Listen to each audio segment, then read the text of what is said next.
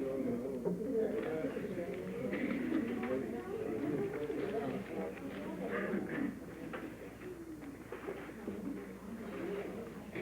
7 p.m. I'd like to call the meeting to order. If you would all rise while Councilman Smart leads us in the Pledge of Allegiance. Pledge allegiance to the flag of the United States of America and to the republic for which it stands, one nation, under God, indivisible, with liberty and justice for all.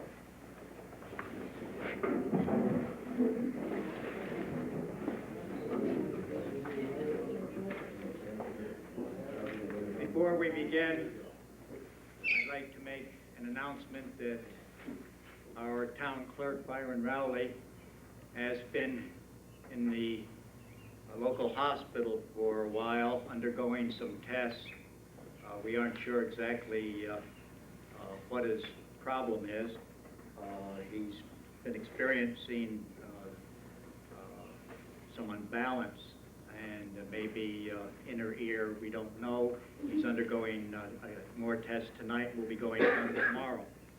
In the meantime, our deputy town clerk, Pat Kerfing, has been filling in for him for the past approximately month, has been doing a superlative job. I want to thank her. She is doing things that only Byron, who did these things every day, completed his reports every month right on time, but all that information was in Byron's head, and and so Pat's been doing a very good job of digging things out, completing reports, and with a lot of help too, and the help is appreciated too, Pat. Will you call the roll? Councilman Ridgway? Here. Councilman Rose? Here. Councilwoman Smart? Here. Councilman Warner? Here. President Byron? Here. The first item on the agenda is resolution number 93-93. I will move that the minutes of the May 20, 1993 regular meeting, having been distributed, be approved without reading. Do I hear a second? I'll second for discussion. Yes. Page 3, resolution number 93-88. The last sentence says, Councilman Rose said he felt this was no place to appoint a politician to that board, referring to the grievance board of review. What I actually said was that there was no place for a politician on the grievance board of review. I'd like that corrected, please.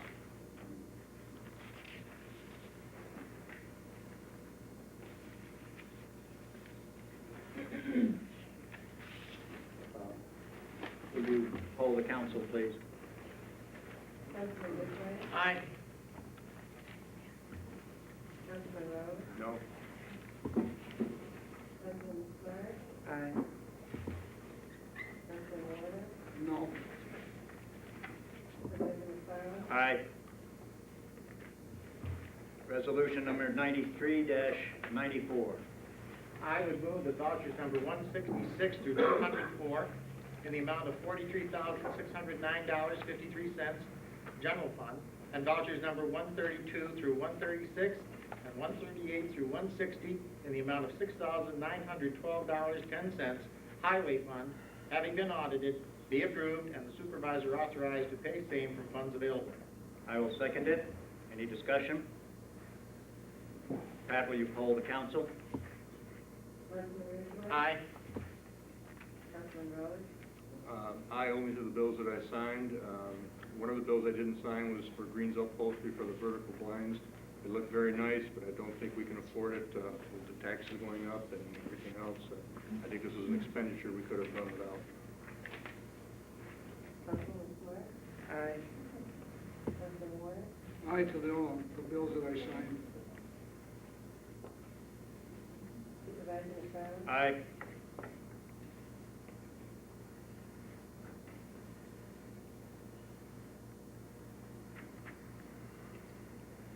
The next item on the agenda, communications. I have several. The first involves a form letter from the Internal Revenue Service, and I will read my reply. I think government is so big that it's getting ridiculous. Gentlemen, this is my reply to the IRS. Gentlemen, the enclosed Form 941 indicates that the federal employment tax for the subject period is $35,277 and remember the 73 cents. And that the town of Volney has remitted $35,277 and 70 cents, an underpayment of 3 cents. I can readily assure you that our town's bookkeeper didn't knowingly attempt to stiff the United States of America out of 3 cents, especially with the shape of our country's finances. Further, had you notified us that non-payment of this minuscule amount would result in a penalty of $169.44, we would have promptly remitted the 3 cents. I would hope that common sense coupled with the size of the underpayment will cause you to reconsider your penalty. The second item under communications is a letter from Bill Crumpton, our constable, and prompts resolution number 93-97. To the Volney Town Clerk and Volney Town Board, I have to resign my position as the Volney Town Constable effective as of June 1, 1993. Hammermill Paper Company is sending us to school for different trades for approximately 20 hours a week, Monday through Thursday. With the school, I am no longer able to meet my obligations as constable. I'm sorry for this inconvenience.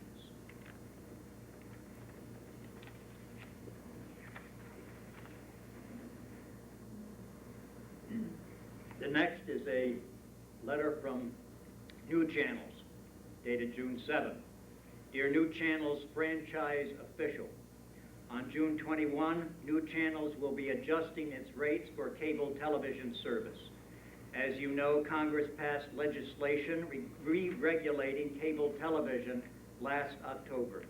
The FCC has been releasing regulations for the past several months and just issued its 574-page document outlining rate re-regulation. We have been spending countless hours working through that complex document and making rate calculations based on its worksheets, formulas, and tables. We are constantly getting clarifications from the FCC. Therefore, we do not expect to announce our new rate structure before the FCC imposed deadline date of June 21. On that date, some subscribers will see an overall decrease in their total monthly cable bill, while other subscribers will see an increase in their rates for specific levels of service. Those subscribers with extra equipment and or additional outlets will see a reduction in the rates for those items. Those new rates have yet to be determined. Subscribers won't see the rate adjustments in their bills until late July, when we send out our August billing, and those rates will be retroactive to June 21. I won't read any more. It was signed Rodney Moss, Systems Manager, New Channels Cable Television.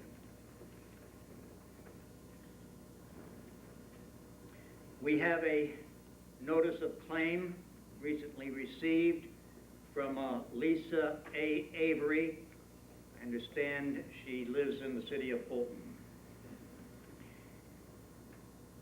Please take notice that I, Lisa A. Avery, pursuant to the statutes in such cases made and provided, do hereby claim and demand of and from the town of Volney damages and certain injuries sustained by me on or about the 6th day of March 1993 by and through the negligence of the town of Volney, their officials, agents, servants, and employees in that on or about said mentioned date, while I was operating my motor vehicle, I was seriously injured as a result of the negligence and omissions of the agents, servants, and employees of the town of Volney, which, as a result of said negligent acts and omissions, caused me to sustain serious injuries to my body and person. Upon information and belief, my injuries will be permanent. This accident was caused wholly and solely through the negligence on the part of the town of Volney and county of Oswego, and the highway that I was operating my motor vehicle on was not properly maintained, it was not properly sanded and salted, thereby creating a dangerous and icy road, which caused the motor vehicle in which I was operating to leave the road after sliding on an icy patch and causing my vehicle to become airborne. As a result thereof, the motor vehicle struck a utility pole and a barn, causing severe damage to the motor vehicle that I was operating, and as a result thereof, causing severe personal injuries to me as a result of there not being adequate sand and salt or other materials on the road to prevent the accumulation of ice and snow, and there were further mounds of snow along the road. The roadway known as Silk Road, where the accident occurred, in which I sustained severe personal injuries, should have been properly maintained with adequate amounts of sand and salt or other materials applied to the road so that ice would not accumulate and make the road slippery, and the mounds of snow should have been removed from the sides of the road and roadway so that the motor vehicle in which I was operating would not have become airborne and caused to strike the utility pole and barn, causing me to sustain severe personal injuries I won't read anymore.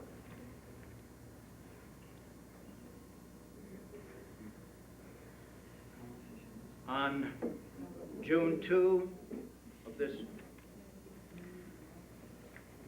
there was a luncheon meeting, the monthly luncheon meeting of the Volney senior citizens, with 73 members present.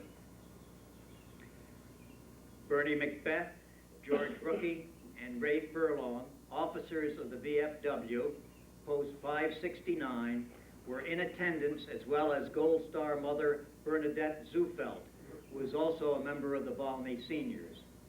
Commander of Pup Tent number 48, George Rookie, on behalf of the Cooties, presented a wheelchair to the seniors for the use of members who may need it while attending meetings. May O'Donnell, a member of the Cooties Auxiliary and member of the Volney Seniors, accepted the donation for the seniors. I would like to acknowledge the town of Volney's thanks to the VFW and Pup Tent number 48 for the donation of the wheelchair.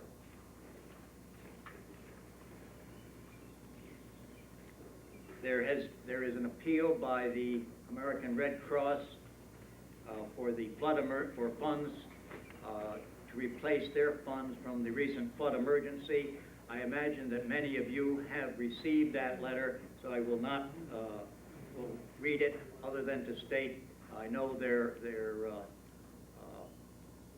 coffers, their funds are severely depleted from this recent emergency, and that they did a lot of beneficial work in providing coffee and other services to those who were in need. And your donation can be made in person or by mail to the Oswego County chapter of the American Red Cross in Oswego, New York. Their address is in the telephone book. I did receive today a communication from Cynthia Tolbert, and each town board member received the same communication. Dear town board members, despite the attitude of members of the board of the community, we do not consider this a closed issue. I know she is referring to the Cellular One tower. You will find attached copies of a letter from our attorney discussing vested rights and when a moratorium can and should be enacted. We will pursue our opposition to a siting for Pierce Drive with the planning board, as is legal and proper procedure. We will also continue our efforts to provide Volney with updated zoning to protect our community as a whole. We are sincere in this effort and believe that you, as a board, cannot ignore your responsibility to this community. Sincerely, Cynthia Tolbert. The last item under communications, Howard Rose and I have been communicating back and forth relative to his desire for a hearing or meeting with officials concerning the Silk Road landfill. I will not read these communications. However, I do want to report that I've talked with Bill Buck, who is communicating with John Tierney and Don Morey, and that there will be, within the next month, a full report regarding the Silk Road landfill. It will be a formal report to come out within the next month, and as soon as it's available, I will make it available to Mr. Rose and anybody else. That wasn't my request, Mr. McFarland. My request was to have a meeting with them. I don't want to report. I want to ask questions, and I can't ask questions if they're not available to do that. And I think this board should be asking questions. So are they denying the request for a meeting, or? No, I feel a meeting with a report imminent is unnecessary, Howard. I don't think so. It's been a long time, Mr. McFarland, and I think we need to address that issue. And the report is only going to state the issue as they see it. And I would like other people involved in this, the DEC and maybe the EPA, and also this board. I think that's the only way to get anything resolved with it, because it's been a long time since that thing's been being looked into and nothing's happening. So I think it's our duty as a town board to have that meeting, and I would still like it. All right. If you'd like me to request it, I'll do so. Please do so. Fine.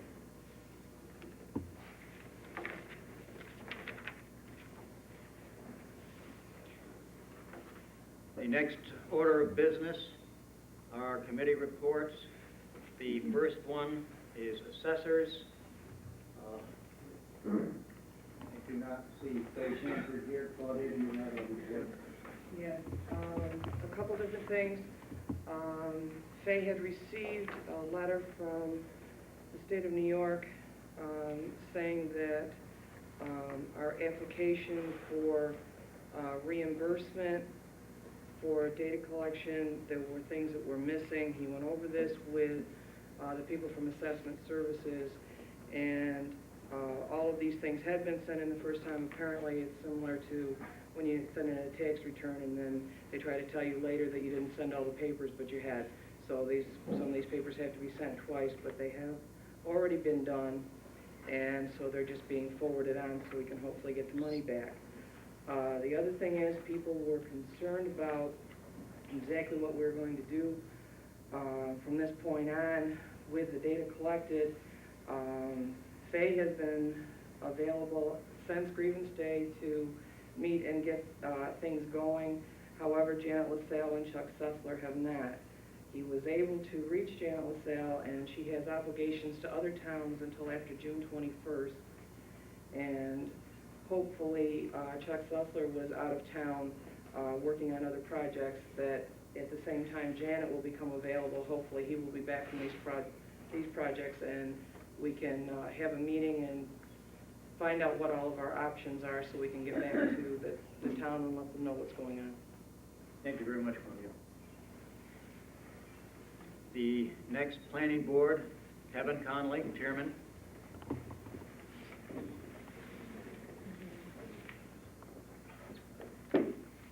Our next meeting is will be next Tuesday on June 15th.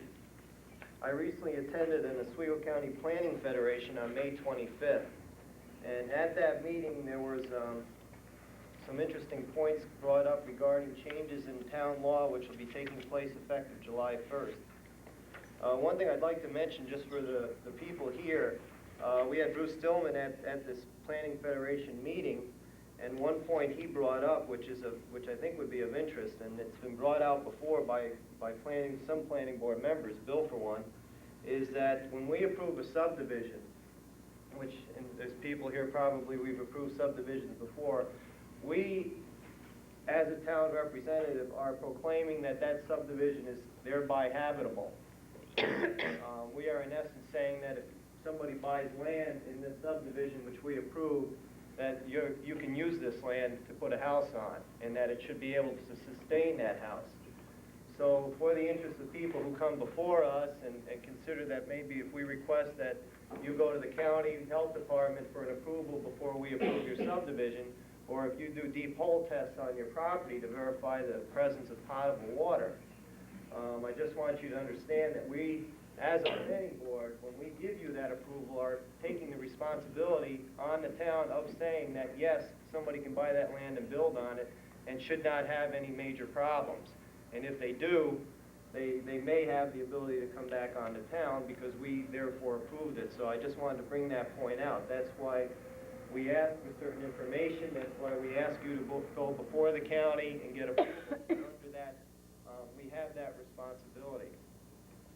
I'd also like to just bring out real quickly some other things that were brought out on town law, and what I'll do is I'll make a copy of this and leave it in your boxes.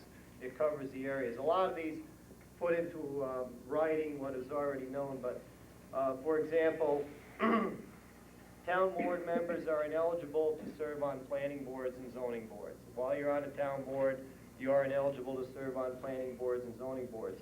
You have the ability to increase membership on a planning board or a zoning board to 7 if you care to, or if a board had 7, you could decrease it to 5. No person shall be disqualified from serving as a member of the town planning board by reason of serving as a member of a village or a county planning board. So, for example, we have a member who serves on 2, that's perfectly acceptable. This was something that came up last night at a meeting I attended. Application for area variance. Notwithstanding any provision of law to the contrary, where a proposed site plan contains one or more features which do not comply with zoning regulations, application may be made to the Zoning Board of Appeals for an area variance pursuant to section of this article without the necessity of a decision or determination of an administrative official charged with the enforcement of zoning regulations. Claudia, you were at the meeting, so you know what that refers to. In essence, that gives somebody, if they come before us for site plan approval, but as part of their site plan approval, they may need a variance, they can then go to the Zoning Board of Appeals for the variance. They don't necessarily have to go back to the code enforcement officer, get a building permit, have the building permit denied, and then go to the Zoning Board of Appeals. But that doesn't take effect till July 1st, though. But that's also true for, I believe, site plan approval, too. You don't have to go before the code enforcement officer first, and that was the way things were in the past. Another thing, public hearing and decision on special use permits. The authorized board shall conduct a public hearing within 62 days from the day an application is received. Used to be 30 days. So that's changing as of July 1st. And then another point that was brought out, the planning board shall hold a public hearing on such final plat not later than 62 days after receipt of the final plat. The hearing shall be advertised at least once in a newspaper of general circulation in the town at least 5 days before such hearing. Used to be 10 days. So that's a change too. I don't want to go into a bunch of mundane details, but these were a couple points that I thought were of interest and do concern. The 62 days is a change. It used to be 30 days. The 5 days used to be 10 days, and the idea regarding going before the zoning board without having to see the code enforcement, that wasn't something that came up just last night. You said you were going to copy that? Yeah, I'll make a copy of it tonight. As I stated, the next meeting of the planning board will be on Tuesday, June 15th. We have 2 issues. I believe there'll be 2 issues coming before us. One, there'll be a public hearing first. And regarding that, I'd just like to mention, when I put the public notice in the paper for that standard subdivision, I changed the form of the public notice. I tried to follow a different format that's a little more uniform, and I got that from I've been looking at public notices lately to find a form that you can repeat and is clear. If anybody had any opinions regarding it, let me know. If it looks good, I'll follow that format all the time. It seems to be very clear. It had the addresses on it, and if people liked it, let me know if it helps to have you understand what's going on. But the public hearing we will have is regarding an application for subdivision approval by Mr. Lawrence Standard for property he has. I believe it's on the corner of Rowley Road and Hawk Road. There are signs on the property now announcing the public hearing, and that'll be for final approval of the subdivision. We also, I believe it was like last Wednesday, because somebody called me Tuesday night, and I told them I hadn't heard of it at that time. I think you did. I really didn't come into town till last Wednesday. But we did receive an application from Cellular One, or otherwise known as the Syracuse Telephone Company, for site plan approval of their communications tower that they are requesting on Pierce Drive. It's almost an exact copy of their original request. I believe, I cannot say categorically, but I believe they will be attending our meeting next Tuesday night. I have not had any contact with them besides the letter that I sent to them. If there's anybody here who would like to take a look at their application or like to look at any communications we have, or if at any time further along this process you have any interest and would like to look through the material we have, please just let me know. I'll be glad to make it available to you. I'll come down here and meet you. You know, we want to do this right. I would like to state that regarding that, we are looking at this as a new application. We are going to go right through the process from start to finish. They had requested a public hearing virtually immediately. We turned them down. We understand, or I understand as chairman of the planning board, that when we did this the first time, there were some technical flaws brought out.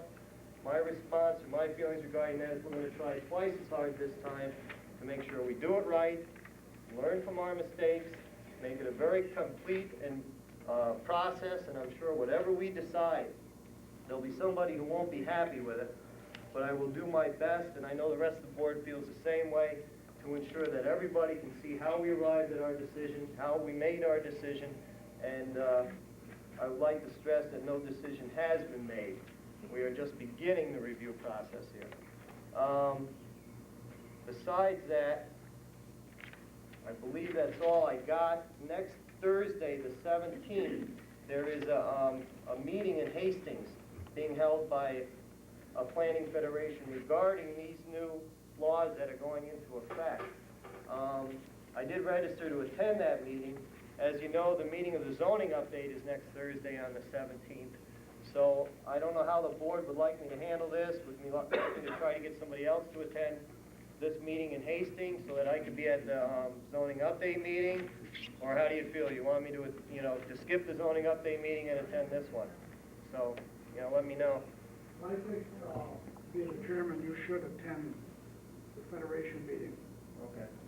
All right. You will have representatives there from your board on the zoning I update. believe Bill's going to be there, right?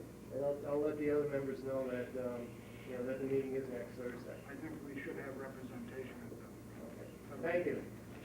Thank you very much. Kevin, I have one quick question before you sit, or you can sit down if you like. The situation with being on a county planning board and a town planning board, a few years ago, that was a law that you couldn't do that they considered that a conflict, or a classic conflict of interest at the time, citing the fact that you can't really advise yourself from an upper level to a lower level, and you couldn't do that particular thing, and now they've changed the law where you can. Are there any restrictions, though? I mean, what made it different all of a sudden where they allow it? Are there any restrictions on doing it? I mean, if something comes before the town that regards the county that they have to approve, can you as a member of the town planning vote on that issue if it came from the county? Are there any restrictions at all? I don't know, Howard. I'm not really that involved in who gets appointed to the planning board, so I've never been really involved with that type of situation, or who gets on the county planning board. The only thing I can tell you is that it says here, service on other planning boards, no person shall be disqualified from serving as a member of the town planning board by reason of serving as a member of a village or county planning board. Now, does that mean it was wrong in the past? I don't know. Yeah.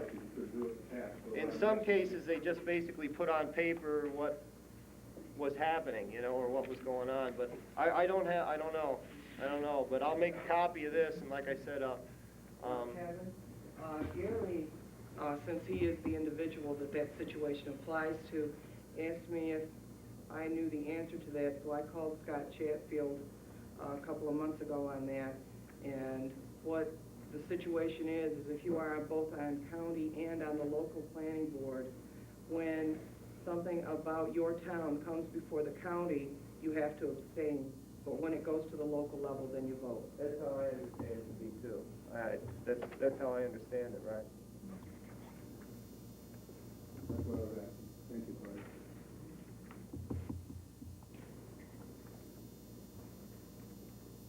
Zoning Board, Barbara Foster, No, Barb, chairperson.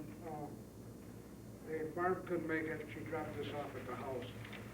So the zoning board of appeals held a public hearing last night on Mr. Bruce Williams'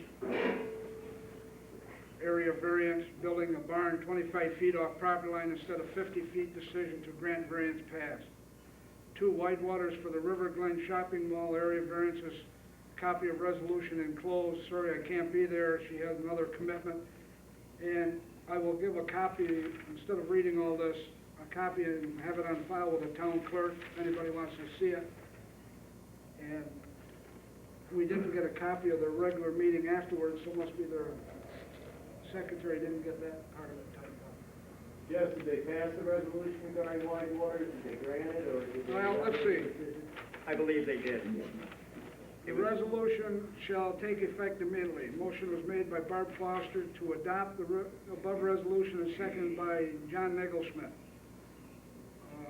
1 absent and 4 voted yes. 1 had comments and minutes. I, Barb Foster, Town of Volney Zoning Board of Appeals Chairman, certify the above resolution was made and adopted by the Volney Board of Appeals on June 9th, 1993 meeting. So this will be on file with the town clerk. This was a resolution on construction of a sign, is that what it was? This is resolution on the variance on the signs, and the way they wanted to, the green area, which the planning board wanted, I guess, more green area. So they wanted to narrow up the passing roads in the parking lot. Am I getting this correct, Kevin? Right, it was, our town laws require a 10-foot by 20-foot parking space. A lot of them now are 9 by 18, simply because cars are smaller now than they were 20 years ago, and that was one request. And we recommended that because it allowed us to increase the size of the green area in front of the shopping center. But also, the lanes where they drive are gonna be a little 24 narrower. feet. Yes. And I guess our zoning showed one way of parking, and they show theirs where are opposite, so that you drive up one row to park on an angle and come down another. I know it was gonna be able to changing the parking would be able to pick them up the footage they wanted to maintain the green area. Right. And it was to approve the pole sign. They had 1 pole sign, or pylon sign, or whatever you want to refer to it, and then the signage on the building Sign on itself. the building. Thank you, Jess. The next report is the building inspectors. Ed Kuhn is unable to be here tonight, and On behalf of that, Okay. following the report. Permits that were issued last month are 2 garages, 4 new homes, 3 pools, 1 shed, 2 septic systems, 1 church, 1 home addition. Receivables for that month were $1,259. how much? $1,259. Dog control. I have Joe's report. Thank you. Joe's made this month a total of 38 calls. He's got 3 calls pending. He's traveled 96 miles. He has 4 dogs at the pound as of this date. 1 dog has been redeemed by the owner. 3 dogs were taken for euthanasia. No tickets have been issued. We've had 3 adoptions. That's Joe's report. He says he's at the University Hospital or something. I don't know where he is. He just left this room. That's the report. Thank you, Jim. Highway report. Bob Kerping is unable to be here, so I will deliver the Highway Superintendent's monthly report for May. 15 days were spent machinery maintenance, 5 days cold patching, 9 days cutting shoulders and ditches, 3 days repairing signs, 5 days mowing roadsides, 3 days driveways, and 2 days picking up trash on roadways. And I think that's going to be a never-ending job around here. I think that would get bigger. Huh? I think that would get bigger. Yes, it definitely is going to take more. The amount of trash we see alongside our highways is unfortunately getting worse and worse.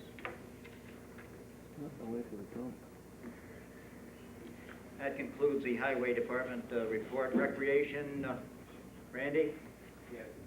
On the 24th of May, we took a group of children to Empire Skates in Baldwinsville. We were there for 3 hours. Took one busload of kids down and had no problems. Everything went well. Upcoming, we have bingo here tomorrow night for kids. This will be free to all the children in Volney. We'll have prizes for them. Every kid that comes will get something to go home. I mean, this is the first time for this. We're going to give it a shot and see how it goes. We're not going to do anything in the latter part of the month because school's over with and there's tests and stuff, and we don't want to influence any of that. Upcoming things, we've got a boat trip planned. We're either going to visit the Swan Valley Game Farm, if I can work out a deal with him, or go to the Syracuse Zoo, as we have in the past. And Syracuse Chief tickets, we're working on that right now to firm up a date for that. Thank you. Thank you, Randy. Any other reports? Old business, I have none. Any member of the town board have I just have one, old business? Mr. Supervisor, was on the truck bed. Was there gonna be anything done with? It's been tabled, and as I understand, nothing has been done. As of right now, he doesn't want in the truck. He has not spoken to me about rebidding. Okay, well, I wrote up a general set of specs, if it's decided they wanna pursue it. Okay, thank you. We'll turn it over to Bob. I have a couple of things, Mr. Supervisor. The first item being, last month I was asking about the use of this town hall for dog training that was happening here. Did you do any research on it to find out the status of the group that's doing it, or what do we have? Yeah, we checked, and it's a perfectly viable organization that's doing it. I pulled the resolution that we actually passed, and the actual resolution, what that makes, in fact, it was a comment that you made, Howard. Councilman Rose mentioned it didn't say you couldn't have a fundraiser. So as this stands now, it is the desire of the town board to continue to make available the facilities of the Volney Municipal Building for all not-for-profit organizations. And the Association of Towns Council and the State Controller's Councilors have stated that towns may make available their facilities to private organizations so long as it's available to all organizations on an equal basis, and that adequate and fair compensation is received for the use of those facilities. Move, therefore, that the use of the facilities at the Volney Municipal Building be made available to all not-for-profit organizations, subject to the following conditions. I won't read the whole thing, but it goes into availability and to the 2 checks, one for 25 to go for use, the other as held against whether or not the housekeeping was done after and the place was left a mess, and that also that all town-sponsored, government-related functions, both local, county, state, and federal, of course, exempt from this fee. So you could not have a for-profit business in here charging things, but a not-for-profit could even have a fundraiser, and it would be legal under the resolution that we passed 92-174, which is the latest one that we did, and it became effective January 1st, 1993. And what are we accepting for proof for nonprofit organizations? How do we know they're nonprofit? Just by their say-so, or are we requiring something to show that? In the resolution, we did not set down any guidelines as to proof of nonprofit status. That's a valid question. If, maybe that's something we should all think about over the next month. If there is some guidelines we want to have available for Byron to use to determine whether or not it is a nonprofit. Okay, well, usually it's a tax number or some kind of tax-exempt status with the IRS or whatever. This particular organization is not tax-exempt. I talked to the lady that runs it, and although they do belong to the Onondaga Kennel Association, this is not sanctioned by that or affiliated with that. This is a own private group of people who are doing this. Well, that's why really it's our responsibility to make the guidelines. So if, maybe that's something we should all think about over the next month, to come up with guidelines so Byron would have them. The fact that you have a tax exempt status is one that is done in order to make donations to that organization tax-free and relates to IRS rulings. However, almost every club that I know of does not have such a They may not have exemption. applied for the charities There is registration. no reason to, because they are basically a club. And this is what, basically, this is a club. And while they may charge dues like all clubs do, the dues are to cover their expenses. And their expenses may even include paying the teacher that is instructing them on how to handle their dogs. So I have no problem with this organization continuing on in the town of Volney municipal building. This resolution did not limit the use of this building to town residents then. No, it didn't. It couldn't have, Jess, if we were talking national. Well, I didn't vote for it, for the simple reason you were gonna charge nonprofit organizations to use our own facilities. But if somebody is charging, was it $80? I think it's $40.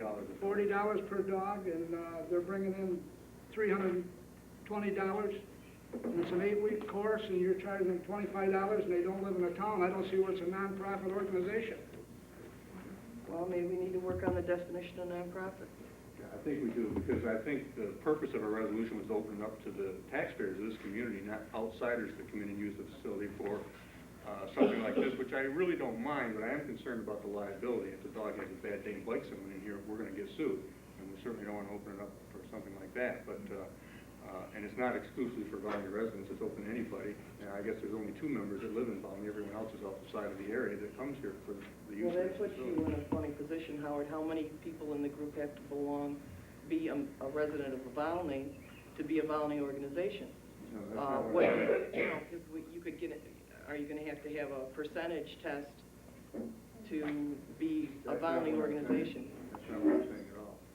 My biggest concern is that we had some people wanted to use it for square dancing that had to go through some hassles for 3 months and never got to use the facility, and a price tag was put on it so that they couldn't because they couldn't afford it. Yet we have people from outside the community coming here to use it for functions of their own. That's my concern.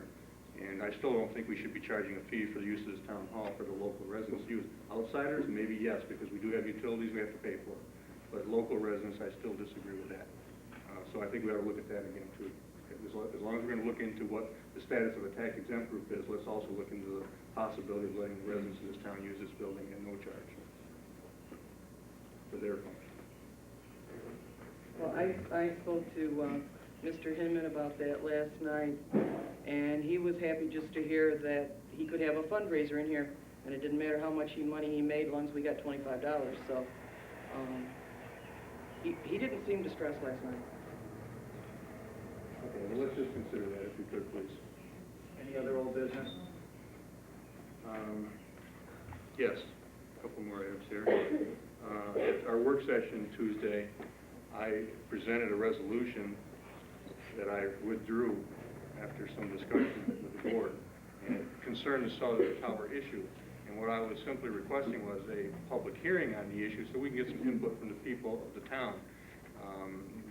The majority of the board disagreed with it, claiming that the last meeting we voted down a moratorium, which indeed we did, 3-2. But my request was simply to consider a public hearing on it. And what we discussed was the fact that you can't have a public hearing without the moratorium set up so that people can review it and be prepared to comment on it. So I suggested having our attorney draw up the moratorium so that we could do that. And the majority of the board, once again, didn't want to do that. They considered it a dead issue and they weren't going to discuss it anymore. So I said, fine, I'll withdraw my resolution because I'm not going to make a big scene out of the resolution, but at least I'm going to make it known that this is what the discussion was about. I still feel that a moratorium is in order here because it isn't addressed in our zoning, and it is not singling out the Cellular One Tower. It's all, concerning every section of town. And I do think that we should have a moratorium, And I think you're doing a disservice to the community if you do not consider a public hearing on the issue, so that at least we get some input, and then if you're still not satisfied, vote it down and don't do anything about it. But I think we at least owe it to the public to have a public hearing on it. And I know I can't make a motion to have a public hearing tonight because we don't have a moratorium to consider, but I'm asking again for this board to consider a moratorium and start to Howard, figure. I still don't know what you want, and I didn't know what you wanted last night either. Do you want a moratorium on towers? Tell me exactly, this is what I think the confusion was Tuesday night. Very I don't think simple, we Jim. know what you want. Jim, it's very simple. A moratorium would halt any construction of towers until we, as a board and a zoning and planning board, have a chance to discuss the issue and make considerations for how we want to have these towers in our town, where we want them, and so on. This is only addressing towers, is that what you're saying? Towers, correct. Cellular, any kind of towers. Doesn't even have to be a cellular tower, any tower, okay? It's obviously a concern, it's something that just came up, and just because there's one issue brought it to light, doesn't mean we're gonna target that one issue. I'm considering this for any towers of any type. And I think we have to address it. It's not in our zoning, it's not addressed, so they can go anywhere. I don't particularly want one in my backyard next month, and it could happen because we don't address it. And I think we need to, and that's the reason for the moratorium. It's a stopgap measure to look at the situation, decide what's best for this community, and act upon it. And right now, we're not doing that. You people have refused to even consider it. I don't know why. I don't know what your real reasons are. Any other new business or old business? Is that it, Mr. McFarland? You just... Is that, What is it that you want? I agree with Jim. What is it that you want?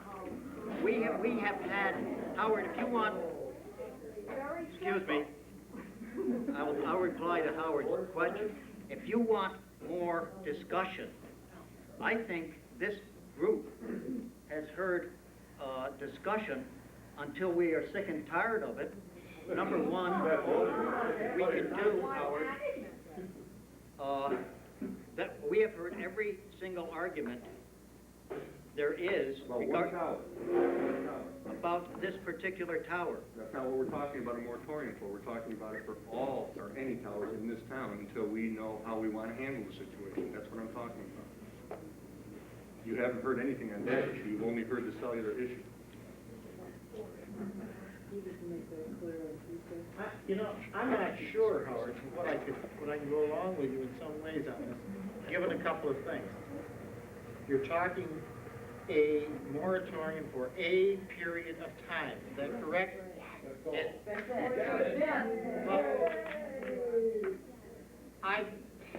If this is the way it's going to be, then I can't do it, understand? Because I've got to get clear in my mind. And it wasn't clear before, honestly. You want to have an attorney look at this situation and draw up a moratorium for a set period of time relating to towers. That moratorium would entail having a public hearing where the public would have an opportunity to discuss that particular issue. Is that what you want to have happen? Absolutely. You want the attorney to look at that? Correct. okay, at the zoning update meeting, when we discussed this, and every question that anybody had for Dennis Hawthorne Jr., he had answered them.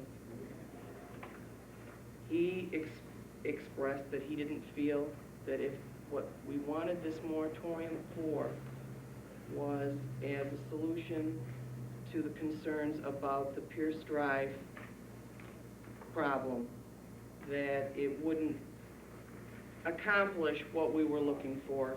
It wouldn't be time, whatever, all right? Accomplish what we're looking for is just to look at the situation. No, wait a minute, Howard.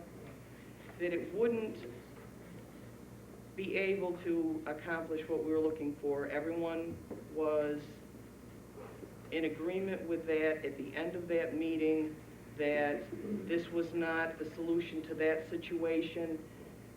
I asked at the time, does anybody want to go into a moratorium, realizing that it would probably have no effect at all due to the information we got from Mr. Hawthorne and the time schedule involved on this current project. Did you want to go through with it knowing that it wouldn't affect that and there wasn't,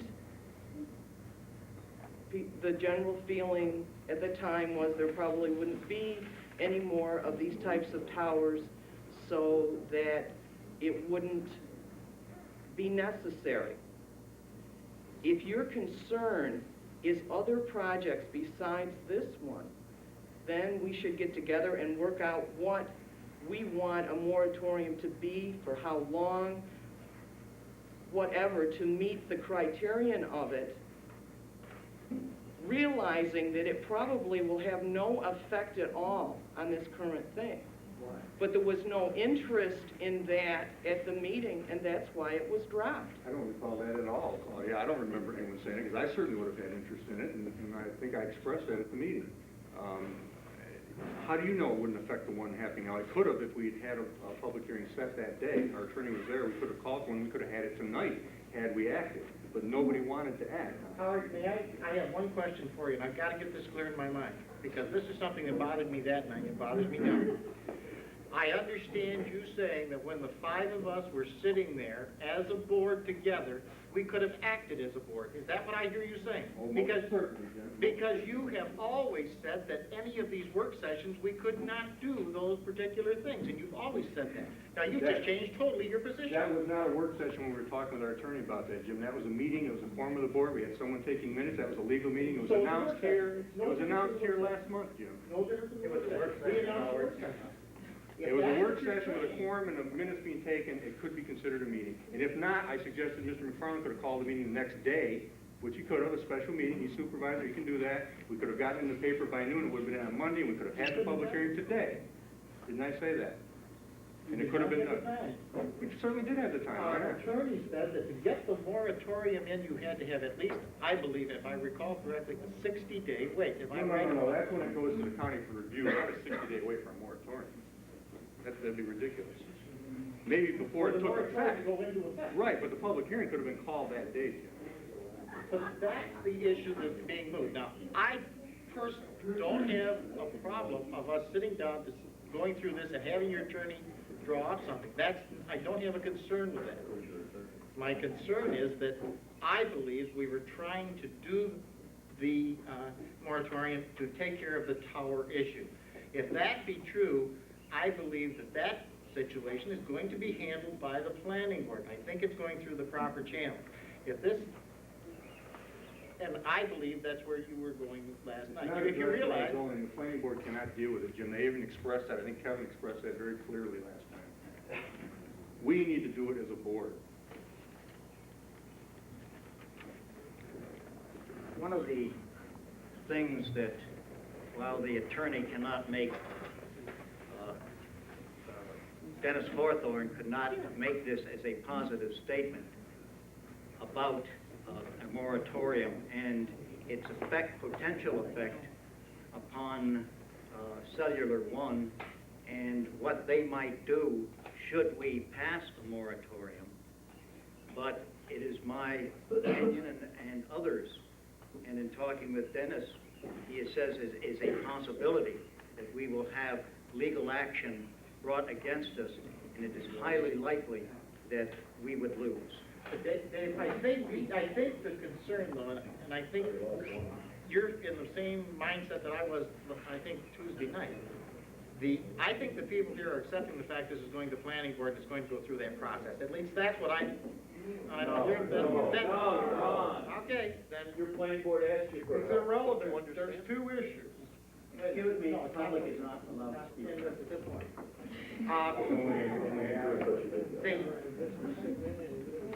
Then I'm right back where I was before. If it was the issue of towers and not this specific one, It's not this specific one, Jim. Why are you saying that? No one said anything about this specific tower.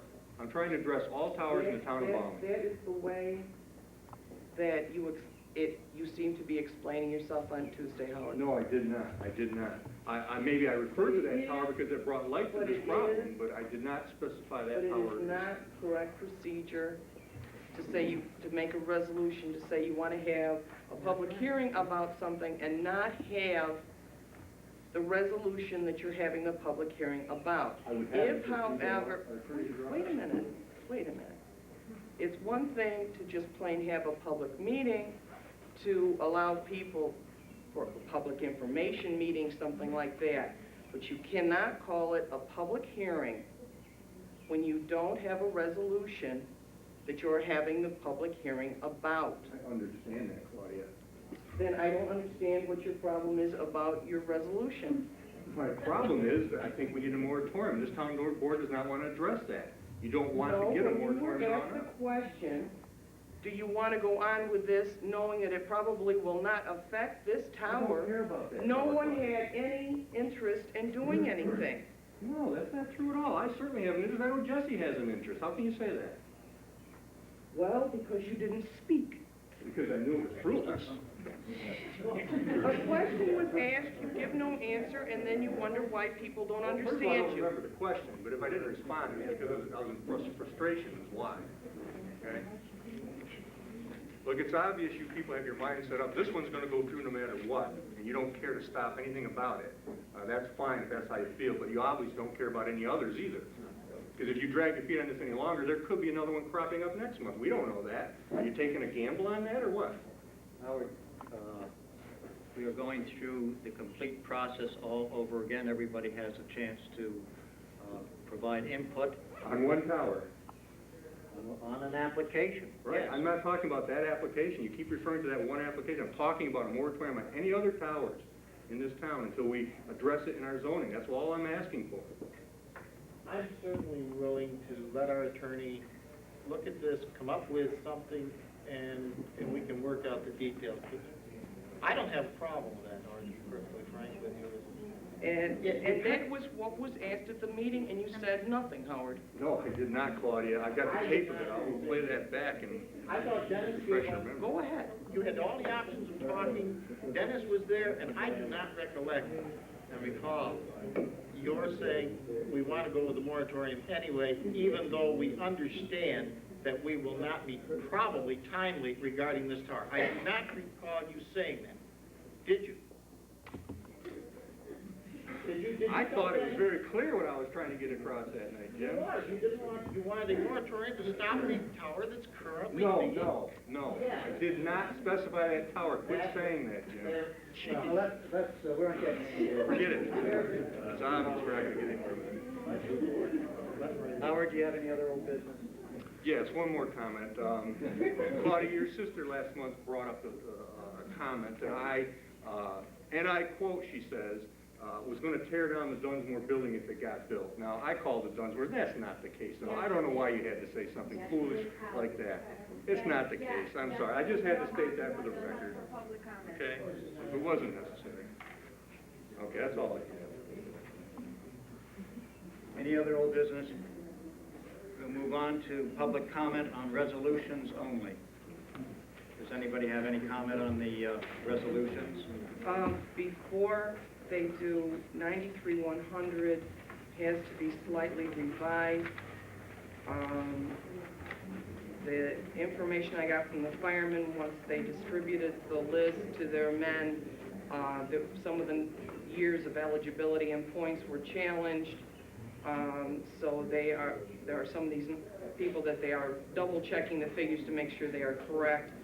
So it will be changed to, whereas the town of Volney volunteer firefighters qualified in 1992 for a service award program, and whereas some of those have also qualified and are eligible for buyback for previous year's service, therefore move that $480 per firefighter per separate eligibility be approved to initially fund the Town of Volney Volunteer Fire Corporation Service Award Program. That way we will be able to fund this without waiting an extra month. That is the formula under which it's figured, and that way, as soon as we get the firm numbers from the firemen, we can go ahead. Also, one other correction on Resolution 9399. In the fourth whereas, it's whereas the town board and Randy Bennett met with Anthony W. Cox. It should read, whereas the town board, comma, Randy Bennett, comma, and Charles Smart met with Anthony W. Cox. I would add the words and Charles Smart, who was also a member appointed by Dave to the Recreation Group. Thank you for that.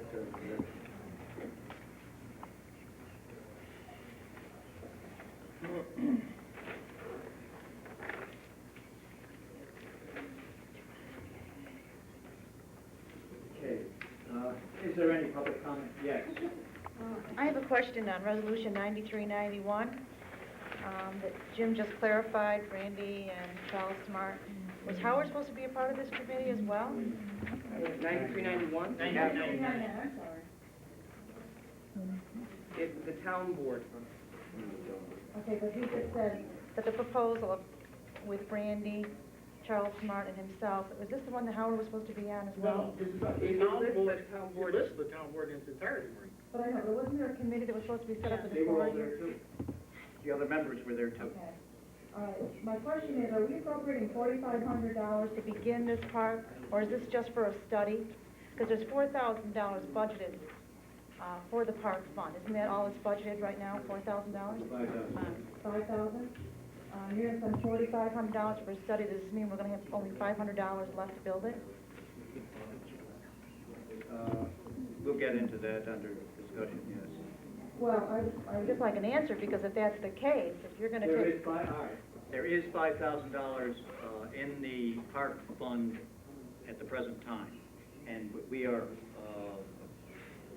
the resolution is to approve the expenditure of $4,500. For a study. No, the plan. For a plan.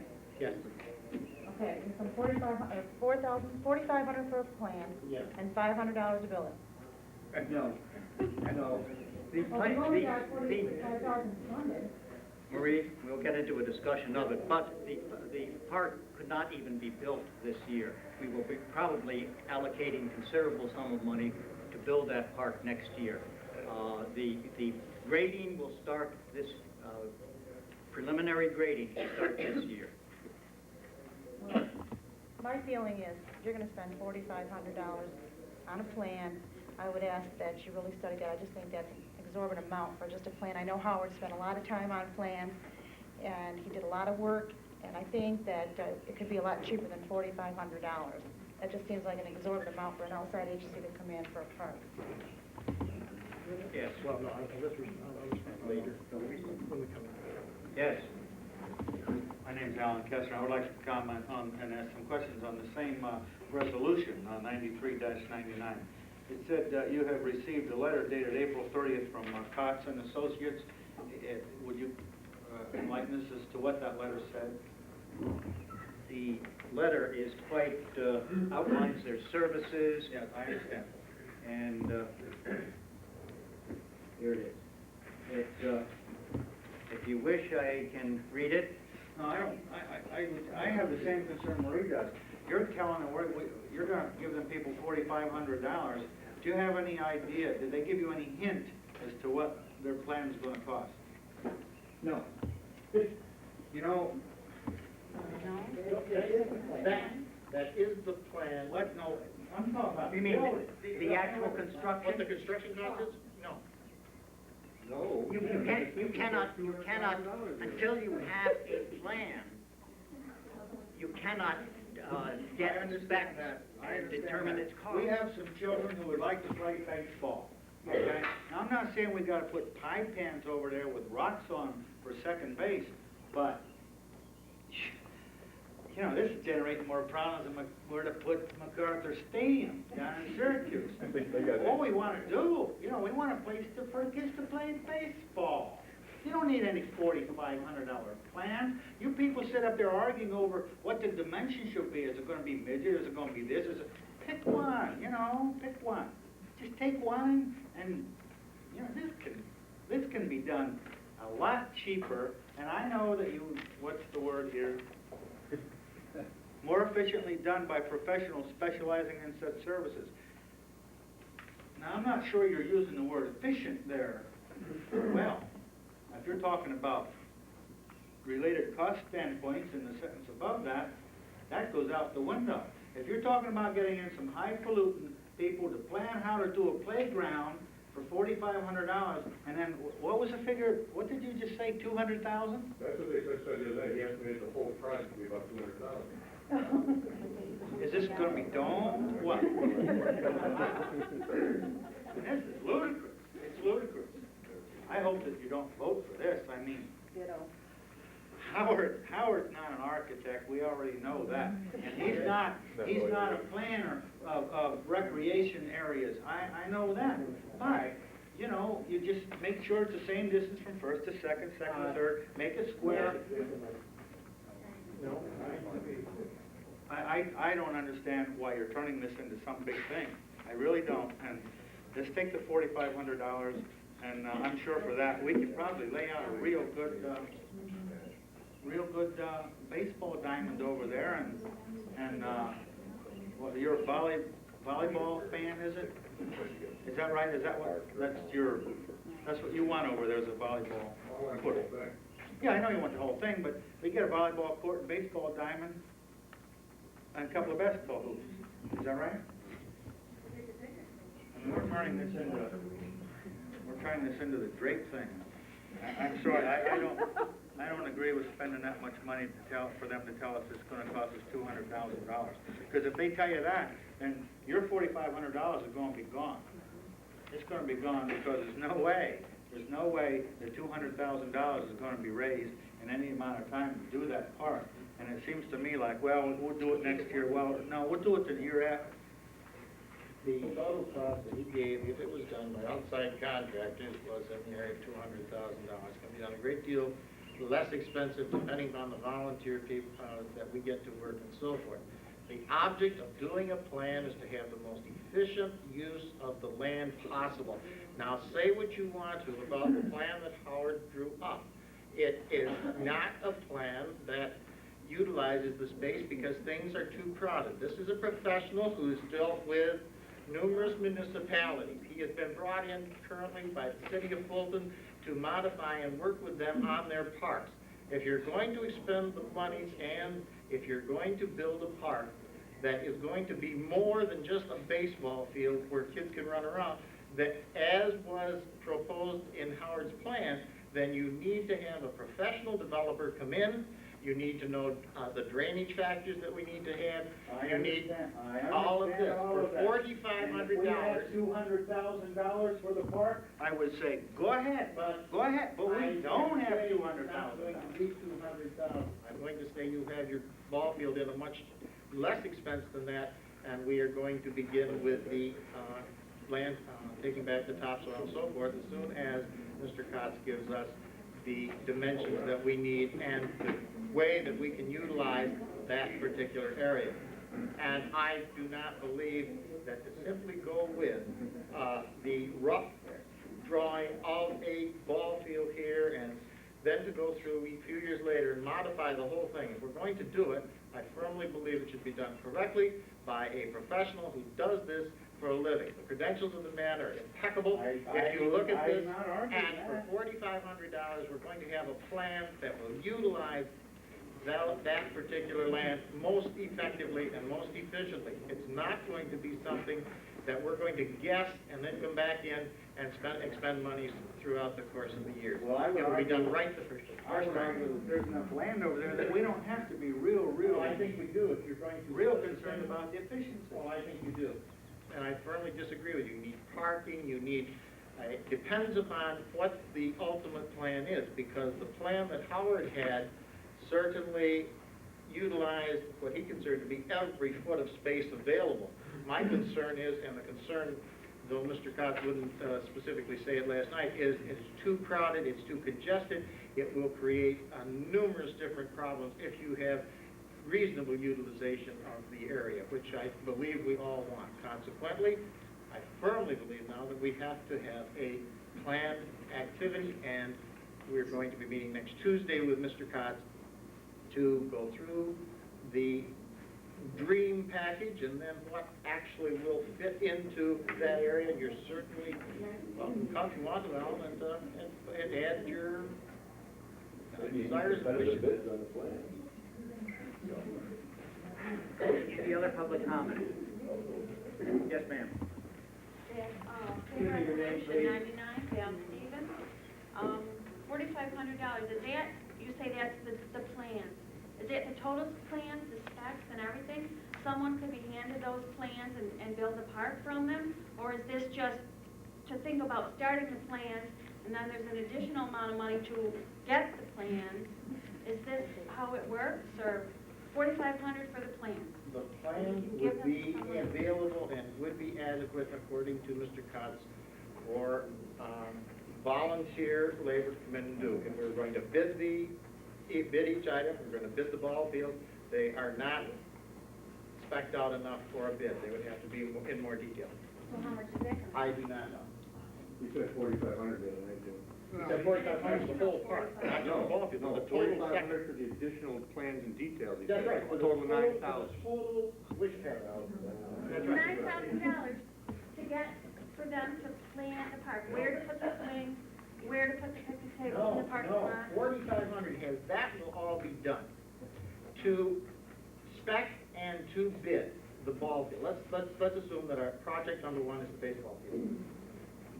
That would be if we did it with volunteer labor, and if we had someone come in with the appropriate equipment and proper equipment to do that, the plans that he's giving us now would be, I believe he said, adequate to do that. Now, if we're going to bid it and have a contractor come in and do it and take bids on it, they are not specific enough for a contractor to come in and bid.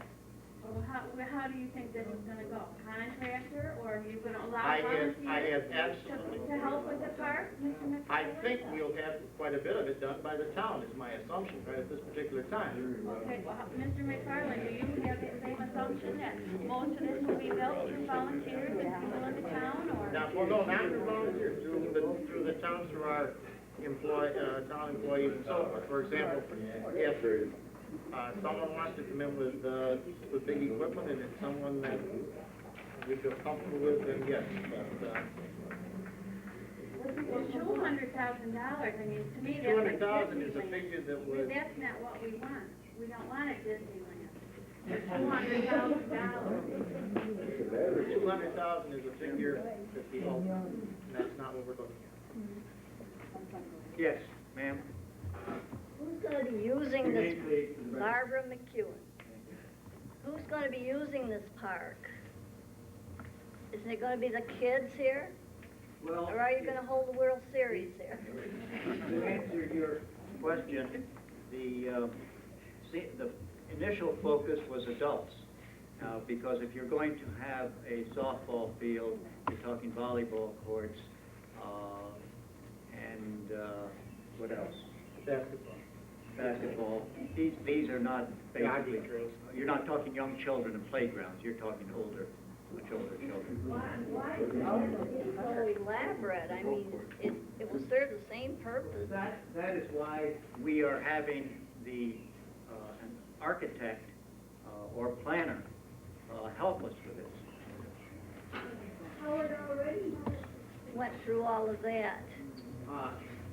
He admits at the time he did it, it was done in a rush. No, I did not. Well, I said I was an amateur, Jim. I didn't say I did it in a rush. Well, I can go back in a minute, Howard, and find it, but that's neither here nor there. But admittedly, you are not an expert, all right? Yes, I admit I'm not an expert. I think I did a pretty darn good job, though. What's your charge? Yeah, 0. yes. My name is Donna Kessner, and I just want to remind you all of one thing. You are our public servants. We do not want what you're voting on. And you're talking about professional. Then you're saying the professional said $200,000, but you're saying, well, it's not going to cost $200,000. That's not what you said? That's what we heard. All right, I think where the confusion is if it was not done at all by the town with town equipment.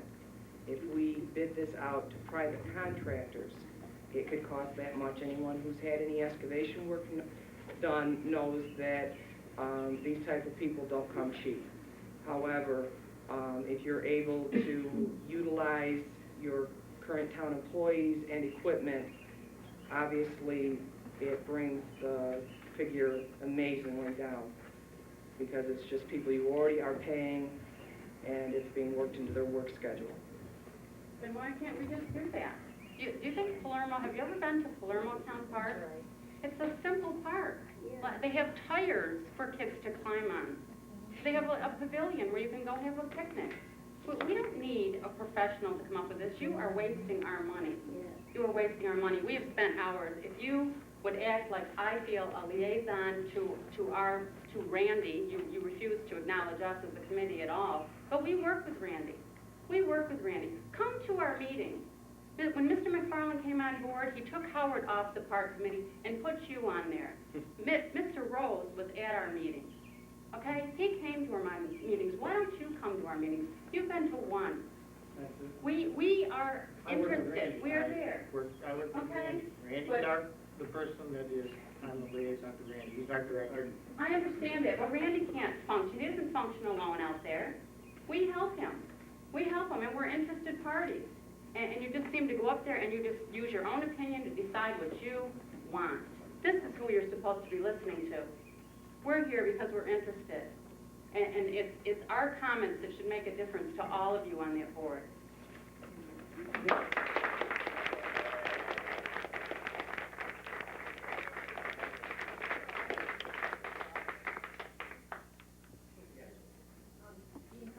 Mr. Ridgway, can I just ask a question? Certainly. You said that it was Cox and Associates.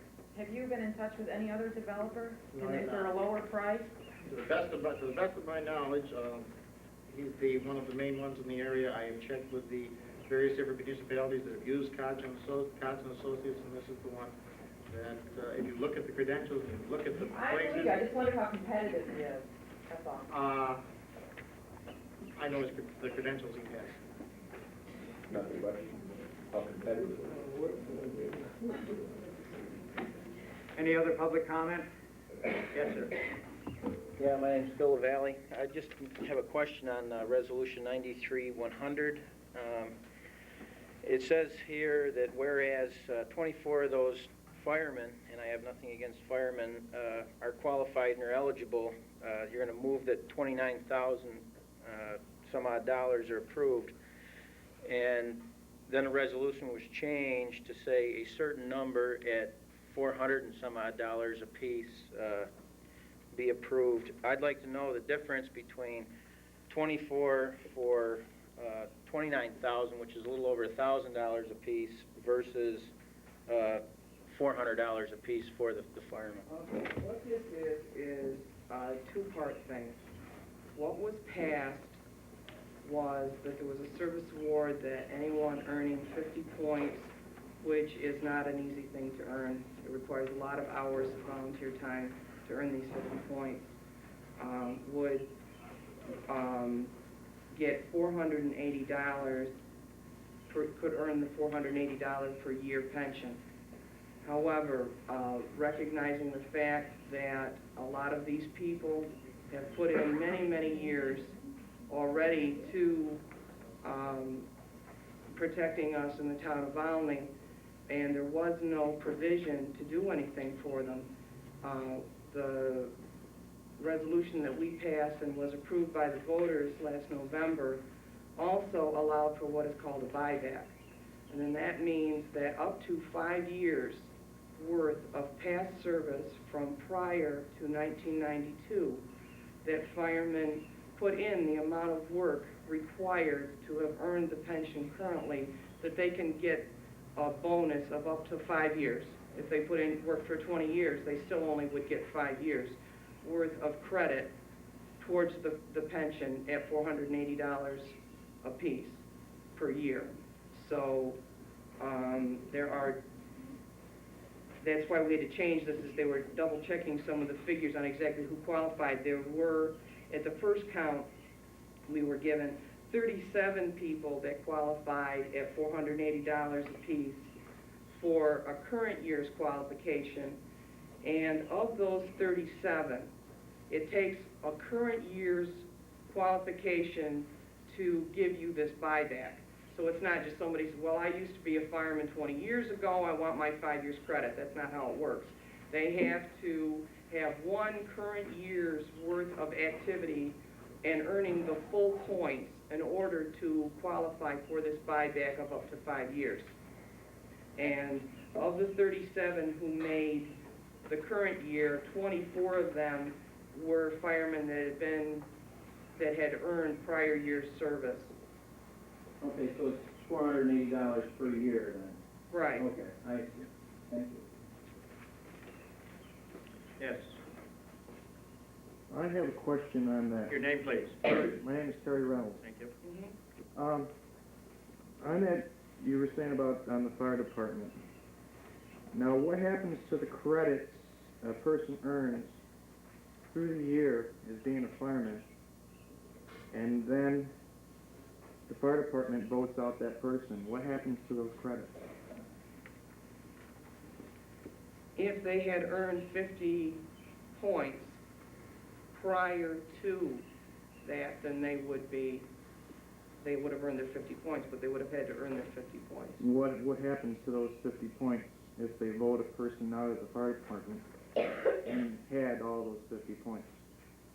I think that, very honestly, I was I can't answer that, and I don't think Claudia should be There- answering it. I think it probably would be an answer for a lawyer.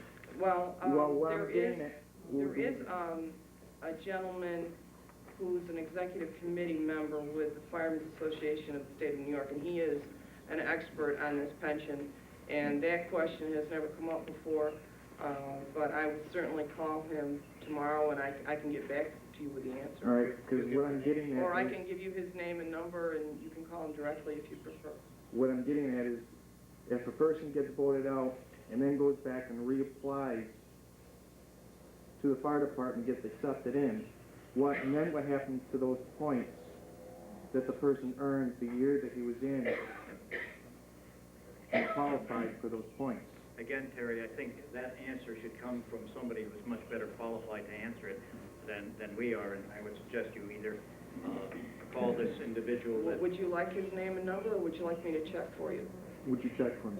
Sure. I think, Claudia, you and I were talking earlier about that break in service, and you said we didn't have anything written in there about if somebody If it was to take it dropped away, out yeah. and would come back in, there's nothing in there that says about a break of service where That it would they don't eliminate anything. eliminates Right. the points they've accumulated. Right. It's the kicker of the whole thing is they have to earn the qualifying year to be able to tap into these prior years' service in either 1992, 93, or 94. So that is if you have a current year by the end of 1994, then you would be able to tap into the prior year's 50-point year. If you didn't get associated with the fire department until after 1994, then it's beyond the scope of that. It would only be the current years. Well, the situation he's talking about, there's no prior year buyback. It's just the 1 year that he's talking about. In other words, if he got last year, the person got 50 points. But they're not currently in. They're not listed. And they got voted out.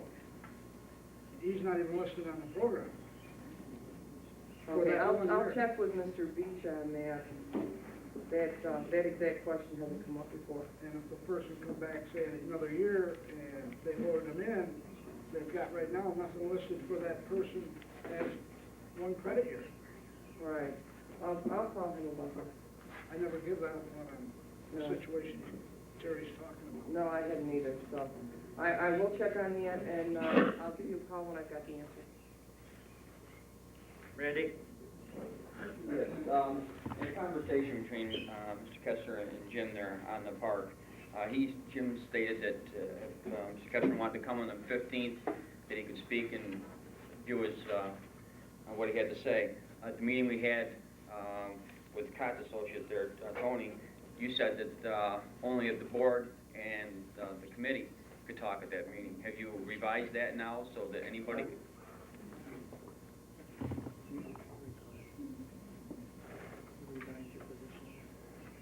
I think if there is citizen input, I personally would have no objection to that. Okay, you didn't understand the other night, but okay, fine. Two other things. I was talking to Tony after the meeting. I informed him there's a lot of trash over there that has to be removed before we can ever even get started. Old junk cars, barrels, all kinds of things on the site. Is that something that you could ask The town to go over and do, if they had a free moment, an empty truck with one of their backhoes, and clean that up, get those junk cars out of there. At this time, they're untransportable because they rotted apart so bad. I've never seen any junk cars over there, Randy. I pushed them all in a pile when we were working over there, when Parks and Recreation was working over there last year before we got pulled off. And we pushed them all in a pile. They were the ones the fire department burned up. And we pushed them out of the way so the kids couldn't get into them when we were building the archery course. But there's junk. No, they're just around them, but I mean, there's junk cars, there's barrels, there's telephone poles, there's a lot of garbage over there. It's gotta be moved. Why don't you review that situation with Randy and let us know about it, okay? One other thing, when I talked to Tony, he says that if we could keep the brush cut down before it grows to trees. Excuse me 1 second. Yes.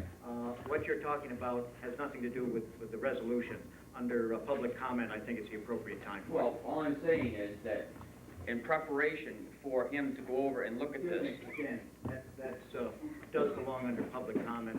I'd like to limit this right now to resolutions only. I think that this is resolution, David. Wait a minute. Public comment on the On resolutions. On resolutions and resolutions only. On whether or not we should do it or not, Dave.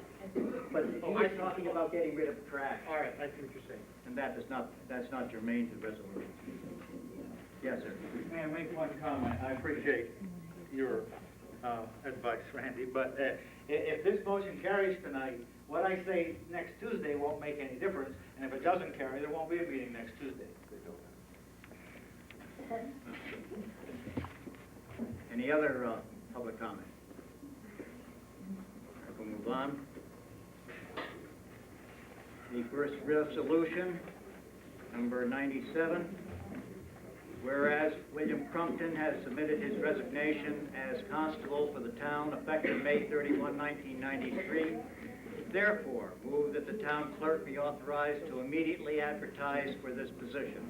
Resumes and/or letters of background and qualifications should be received in the town clerk's office by 4 p.m. July 6, 1993, and to be open that evening at the 7 p.m. town board agenda preparation meeting. I'll move it. Second. Any discussion? Pat, will you poll the council? Aye. Aye. Aye. Aye. Aye.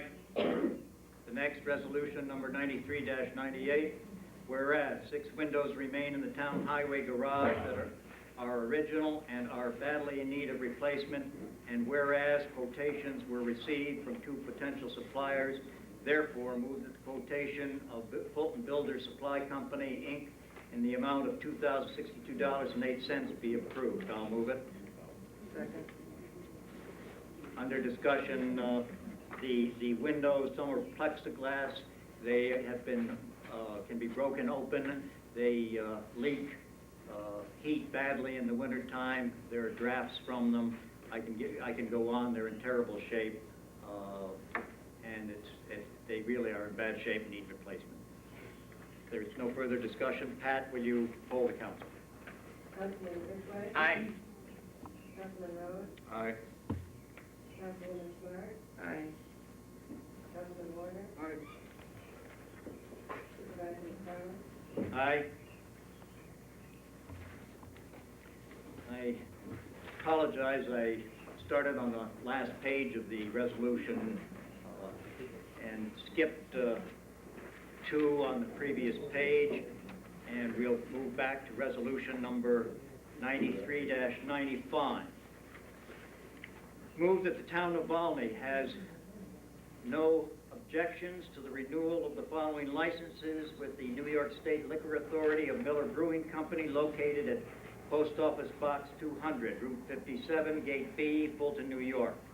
That's brewer's license number 94-2 OSWE D 00119 101, brewer's retail beer license number 94-2 OSWE BR 00119 102, and wholesale beer license number 94 to OSWE C 04889-103. I don't think anybody dare vote against this. I'll move it. I'll second. You gonna do it? Pat, will you poll the council? Councilman Ridgway? Aye. Councilman Rhodes? Aye. Councilman Clark? Aye. Councilman Warner? Aye. Supervisor McFarland? Aye. The next resolution, number 96, move that the public officials liability coverage policy that expires July 7, 1993 be continued through July 7, 1994. Eastern Shore Associates to be the agents of record. Premium cost is under review. I'll move it. Second. For information purposes, Eastern Shore wasn't able to get the figures to us quickly enough to include that in the resolution. However, there are only a couple of places in the state that even sell this type of coverage, and obviously we'll go with the cheapest one. If anybody has any question about it. Do you think it'll be roughly the same amount as it was They last did year? not expect much premium fluctuation at all, only minor. And I think it was, what, $2,700 last year? Yeah, they expect it to be very close to last year's figure. Has that been moved and seconded? Yes. Any other discussion? Pat, will you poll the council? Councilman Ridgway? Aye. Councilman Rhodes? Aye. Councilman Clark? Aye. Aye. Councilman Warner? Supervisor McFarland? Aye. Now we'll skip to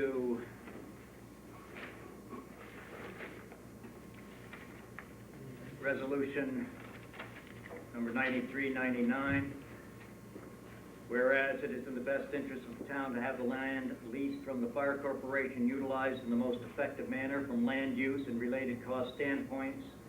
And whereas recognizing that such land and recreation planning and design can be most efficiently done by professionals specializing in such services, and whereas a letter dated April 30, 1993 has been received from Kotz and Associates outlining the scope of their services, and whereas the town board, Randy Bennett and Charles Smart, met with Anthony W. Kotz on June 8 and reviewed the proposal, therefore move that the proposal of Kotz and Associates as outlined in their letter of April 30, 1993 be approved in the amount of $4,500. I'll move it. Second. For discussion, please. Yes? Okay, first of all, I think I'd like to just take a moment and go over the history of this park for those that don't know how it started. When I took office, we formed a recreation program, and before too long we realized we had no place to conduct a recreation program.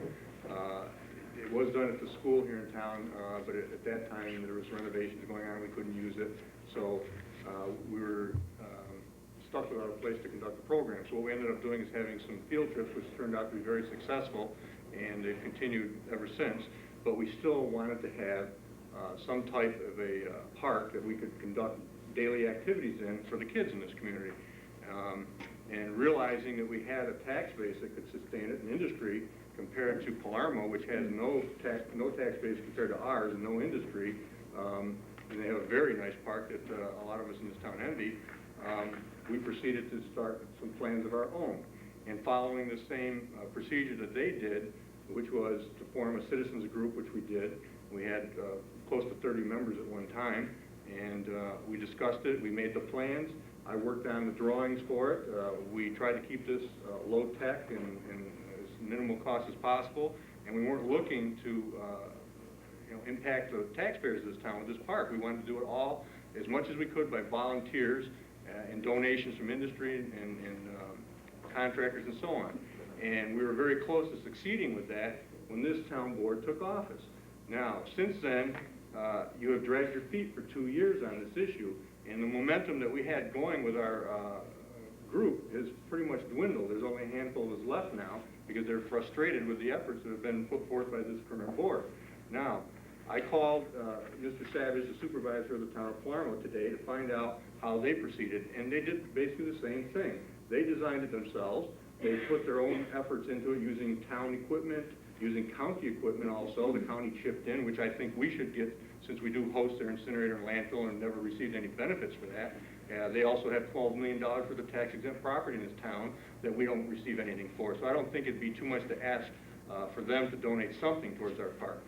They built the town of Scruples Park in its entirety at our expense. But in any case, I just want to make a few comments on your comments. Jim, first of all, you talked about volunteers. If you're talking about our highwaymen volunteering, or are you talking about volunteers other than that? Because I know you were upset with the fact that I was trying to use volunteers. You were concerned about the liability of other contractors who had donated their time to come in from doing any work. And I know, Dave, you expressed the same concern. Are you referring to volunteers from our highway department or volunteers from outside? I'm talking about volunteers from our highway department primarily. So when they have time, and when it's politically correct, we may see them over there. Is that right? How will you respond to that? Well, that's what I'm referring to, and I think that's part of the concern everyone has. The other thing you mentioned, a rough drawing. I do not call that a rough drawing. It's got a scale to it. It has all the details laid out. Now, maybe it's not professional, but I'm disappointed that you gave this to that firm before they had a chance to draw up their own plans. I'd be surprised to see if it wasn't very close to this. I was contacting Henry Wilhelmy a few years ago about the very same thing you contacted COTS for, and if you had a meeting with our group like you should have had, maybe I would have told you that, but we never had a meeting. You went and did this on your own. But he was also up in that price range, and at the time, I didn't think the town could afford that. I mean, we're talking $9,000 just to get started here, and by the time we ever raise the money to do anything else, it's going to be several years, and we can't wait that long. I don't think it makes sense. And Mr. McFarland, you said the initial plans were for adults. That's not correct at all, or at least not the initial plans that we had as a committee. The initial plans was for a multi-use type thing for adults, but mostly for the kids of this town for a daily program during the summer months. And that's what the thing started out as. But like I say, you've destroyed the momentum the last 2 years. I think the reason for all this high-priced stuff is to get the price tag up there where it's not even practical anymore, and we just dropped the whole issue. And I'm sorry to see that happen, and I hope in the future, maybe with a new town board, that could change. But I do feel that it could be done with the local residents. I do feel it can be done with contractors. Northern's already been generous enough to donate the blocks for the restrooms, to the clay and the sand for the baseball diamonds. We had contractors offer their heavy equipment to come in there. Bob Kirping said that he would do some work. He already did the road. We've got a fence in there. We've already invested, what, $15,000? I mean, come on, let's get going on this thing. We don't need to spend $4,500 to do this. And all we're going to get for that, Jim, is just here's his words. He's going to give us for $4,500 the best utilization of the property. Well, we know what we want. We know what we want. And then from there, for another $4,500, we're going to get some specs and detailed plans that we could put out for bid. Now we're up to $9,000. He also said that he usually gets 10% of the total cost of the project. So if it's $10,000 or $200,000, there's another $20,000 that comes into play. I don't think we can afford this. We are not a wealthy community, and we can't afford that luxury. I wish we could. I'd like a nice park. But we do have industry, we do have a lot of contractors, and we did have a group that could have spearheaded that effort. And maybe we can get them revitalized again and proceed with this project if you choose to do so. But I don't think this $4,500 is going to get it. Those are my comments. I'd like to respond.